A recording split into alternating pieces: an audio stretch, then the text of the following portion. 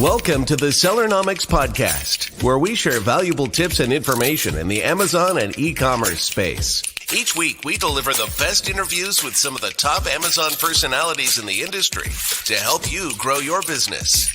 Today's episode is brought to you by Getida, the global leader in FBA auditing and reimbursements. Get $400 in free FBA reimbursements at Getida.com/Sellernomics. And now, here is your host, Lisa Kinski. Hello, everybody. Welcome to today's episode of Sellernomics. My name is Lisa Kinski, and I'm solo hosting today, but I have a very exciting guest for you all. I'm speaking with Ryan Terko. He's the founder of Fillify, and we're going to be talking about how to increase your FBA profitability by reducing operational costs. A very exciting episode for us, as it's kind of hand in hand with Getida's solution, covering the upfront when we come after the fact. So please welcome Ryan. How are you doing? I'm doing great. Thanks for having me today, Lisa. Oh, of course. Thank you so much for being here, Ryan. So let's just jump straight into it. I want to cover a couple of housekeeping, administrative, just vocab, right, for everybody before we dive into what Fillify does and how it works. What is the difference between FBA and FBM? What are the pros and cons to each? And in your opinion, how can a business determine which is the best fit for them? Okay, so to start things off, FBA, otherwise known as Fulfilled by Amazon, is a method of sending your inventory to Amazon. They warehouse it for you.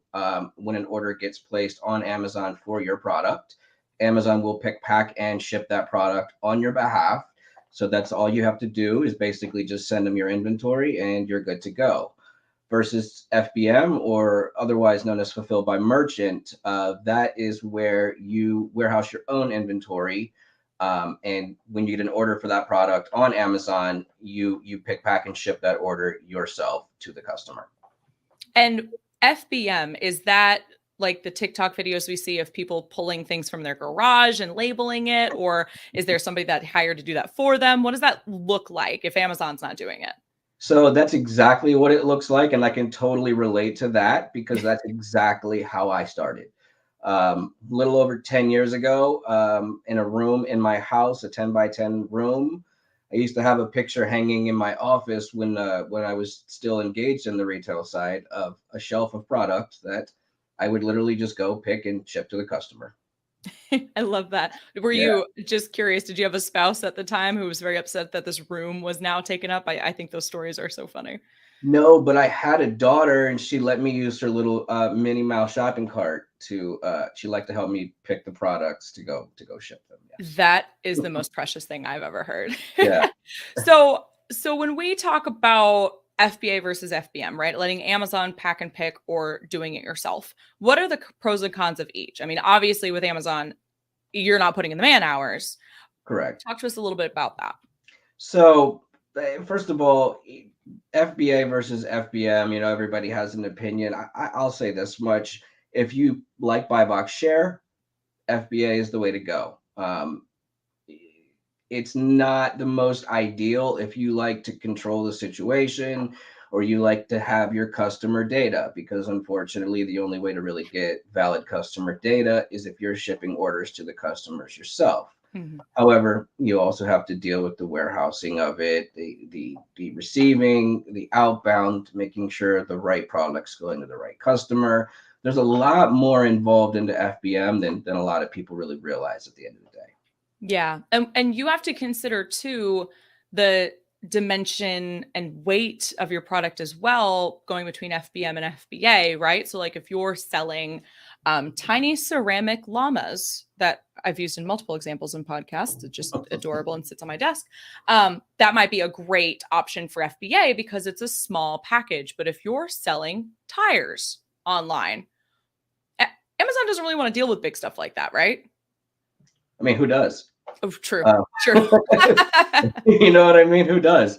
But I mean, to be honest, if you really look at that, it's the larger, heavier, bulkier items that actually make more sense for FBA, because your cost to have that item sent to the customer is going to be far more than what Amazon is going to charge you to ship that to the customer. So even looking at it from both sides, I did a lot of retail in the health and personal care category, a lot of vitamin and supplements. That's where we focused, health and beauty in that area. Everything was under a pound, like your little glass llama. Mhm. And it was borderline more cost effective to go with FBA, but it was the benefit of the additional buy box share that's what pushed it over for us. And then what about like using a 3PL? Pros and cons of using 3PL versus filling it out of your own home or garage. Sorry, I think you froze up on me there. That's okay. Can you hear me now? Yeah, yeah. Perfect. So, what's the benefit of going through a 3PL versus doing the pick, pack, and ship out of your own garage or storage unit down the road? Okay. Well, if you're still at that stage of the game, if you're still doing it out of your garage, 3PL wouldn't even probably be on your radar. But I've done all of the above. I've done my own garage, I've done my own warehouse, and I've also done a 3PL. And in my opinion, head and shoulders above everything else, managing your own inventory and getting it to FBA is by far the most cost effective and most beneficial process. 3PLs are they are a necessary part of the logistics supply chain.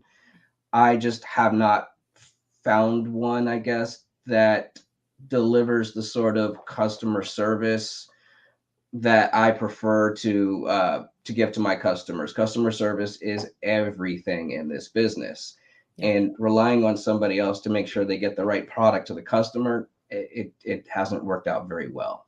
And of course, nobody's going to care about your business like you care about your business, right? And Correct. there's lots of wonderful 3PLs out there, but like you said, it's hard to find the right one to fit your business, and there are so many. I can see how like trial and error of 3 or 4, and then there's analysis paralysis of so many available. I think I would also bring it in-house. Yep. That just makes the most sense for me.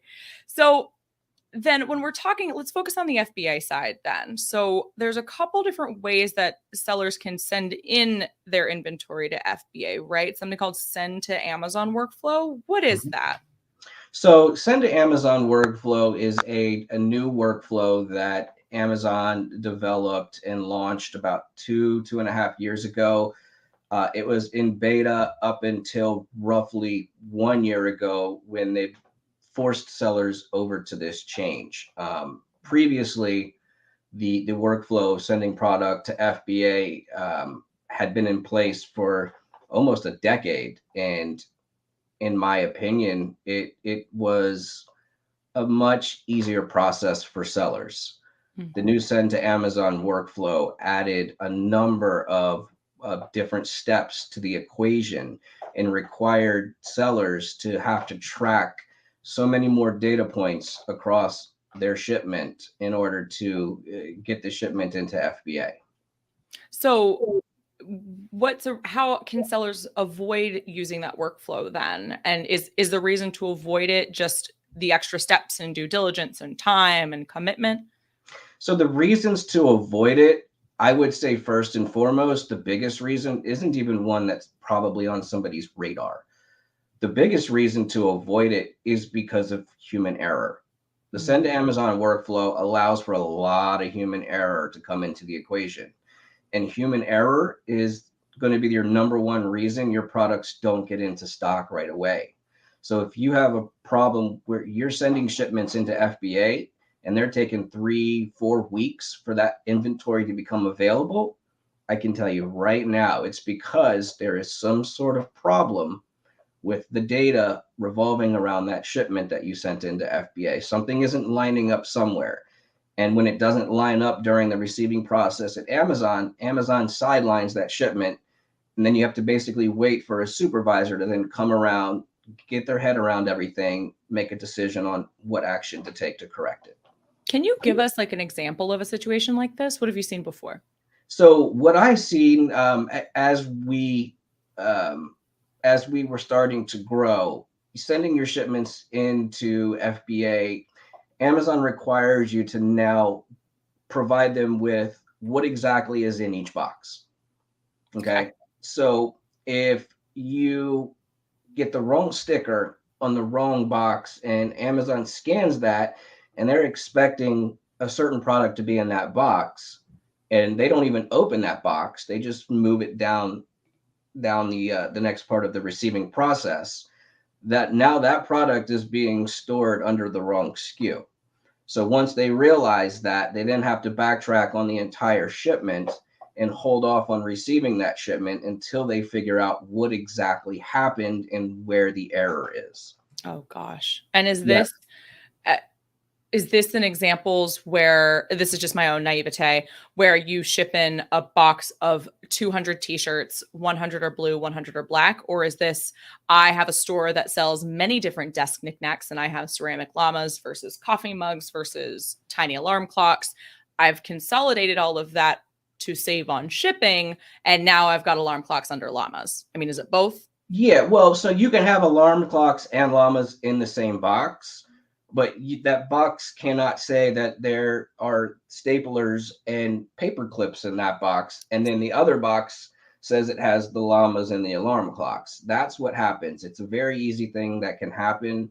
You're sending 100 plus boxes on a shipment.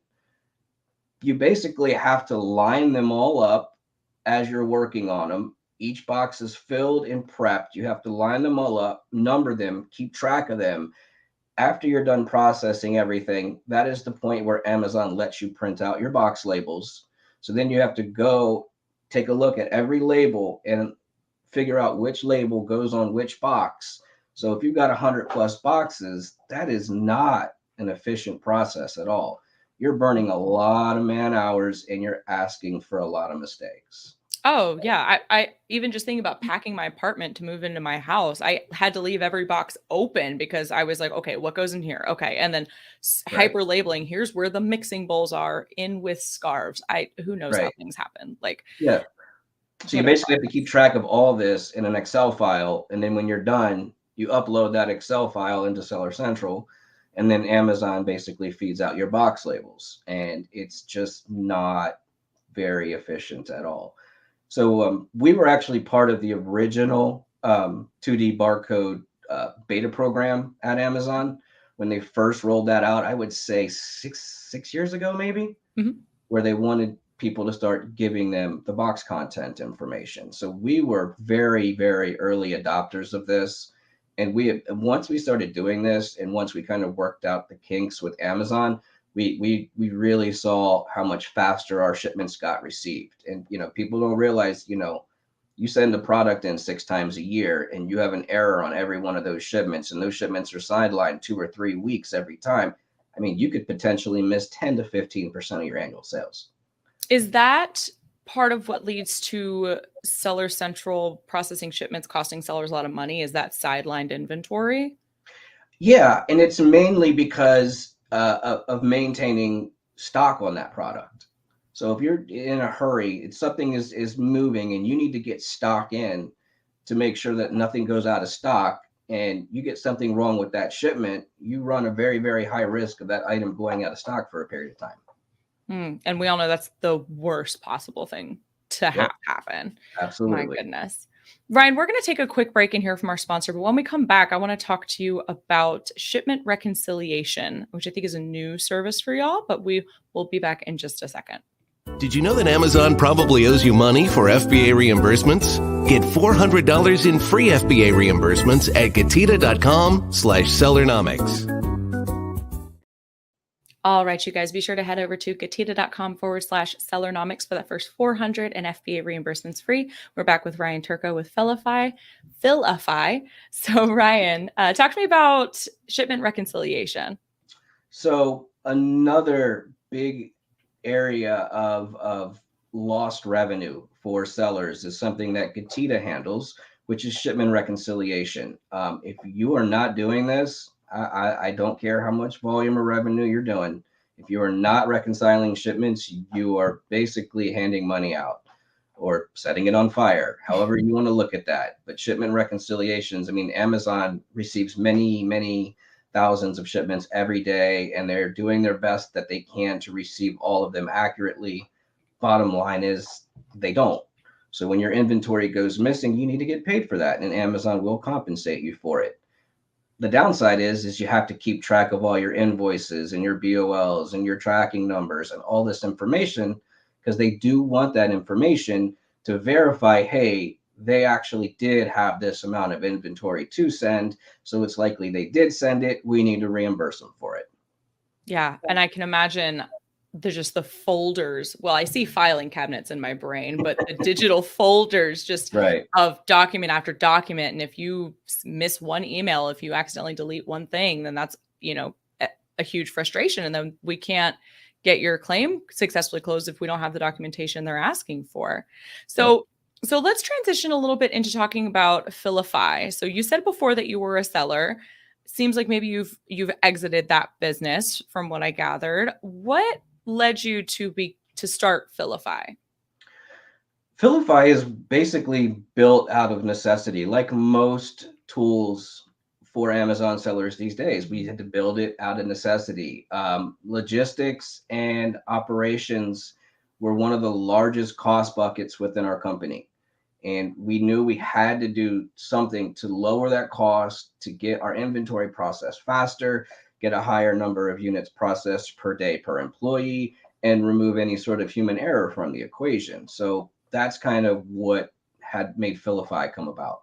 And how long have you guys been in business? So we have been a retailer on Amazon for over a decade, done over 9 figures in sales on Amazon. Wow. And it looks like you guys were on the Inc. 5000 from looking in your background. Yeah. We were actually, we only registered twice, but we were actually eligible 5 years in a row. That's incredible. Yeah. Wow. And you guys have been in business for over 10. So Correct. talk to us a little bit more about the solutions you guys have. Who's the best fit as a customer? I mean, just talk to me all about Fillify. So the best fit for us is a brand or a retailer. It doesn't really matter. Somebody that's, selling more than 30 or 40 products, somebody who is shipping, 15, 20 different products at a time to FBA. That's really kind of our ideal customer. Somebody, I guess, that's just past doing it out of their house. Now, it's still beneficial for somebody doing it out of their house, but the people with the greatest benefit are going to be the folks that have the larger shipments with the more number of SKUs on it. And are you helping exclusively Amazon sellers, or are you helping with other marketplaces as well? Right now, we are working on a solution for Walmart as well. So we would also be the very first solution for Walmart sellers. I know the process of getting inventory to Walmart is a little clunky as well. So we're doing our best to try to automate that too. It's a fairly new process for everyone. I mean, it's, Correct. got to give them some time to work out the kinks. Absolutely. But if we can make it easy for you to make more money and get your inventory in front of more customers, why not? Why not? And we'll have to do a show us what you got with Fillify so you can walk us through the dashboard and kind of peek behind the curtain. But can you take us through a customer journey? So somebody hears about Fillify, they say, I need this solution. They email you to sign up. What's the next step? It's actually very simple. One thing that I was insistent on is a user interface that was very friendly, didn't require a lot of explanation. As a matter of fact, for those who have been selling since before the send to Amazon workflow, it works a lot like the previous workflow Amazon had in place before sent to Amazon. So, I mean, it's super simple. They can go to fillify.com and sign up. You get 30 days free to try it out. And then after that, it's just a flat $95 a month. And you go in there, you create your account, you link your Amazon Seller Central account, and immediately starts importing shipments. And then, you can start creating shipments immediately and start processing them. Amazing. Amazing. And what do you see for the future of Fillify? Do you have any exciting updates coming down the road? Yeah. So, I mean, we have a lot of really cool features. For instance, you can create a shipment in seconds with a spreadsheet with 2 data points, SKU, quantity. That's all you need. No more clicking through Seller Central, clicking on each product that you want to send, create a shipment. None of that. You basically just upload a spreadsheet. you who's prepping and labeling, where's it coming from, throw a name on it, click create, and then it will give you a list of the shipments that Amazon wants to create for you. You can select to create all of those shipments, or you can select to only create one. It's really up to you. So it gives you a lot more flexibility with where you're shipping your inventory as well. On top of that, Fillify does all your document storage for your shipment reconciliations, like we talked about earlier. So you get your BOLs, your invoices are physically stored with your shipments within Fillify.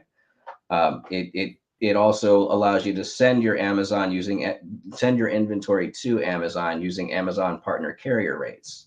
So everybody famously knows that the cost of sending inventory to FBA is very cheap going through Amazon partner carrier rates. So we've implemented that as well. It's basically everything from A to Z, from creating your shipments to storing your documents. You won't even need to use Seller Central at all anymore. So in addition to that, we are looking at adding some inventory storage capabilities. So you can start also bin locating your inventory within your warehouse, as well as predictive ordering. So tracking what you're selling, what you have, and kind of understanding what type of how much product you need to order in order to stay in stock on something. Oh, and what level of, with the predictive ordering, what level of historical data analysis do you expect to be included in that tool? And I only ask that question because, like, the pandemic, right? Because 2020, you know. So what we want to do is obviously identify outliers. So if you have it available, we do want to take at least a 24-month look back and see what has gone on in the previous periods during the previous years, compare that with what's going on now, and try to develop a recommended order quantity based on some of your historicals, and then also trying to incorporate who's also selling the product now. What's your competition look like? Are you going to be profitable on this product?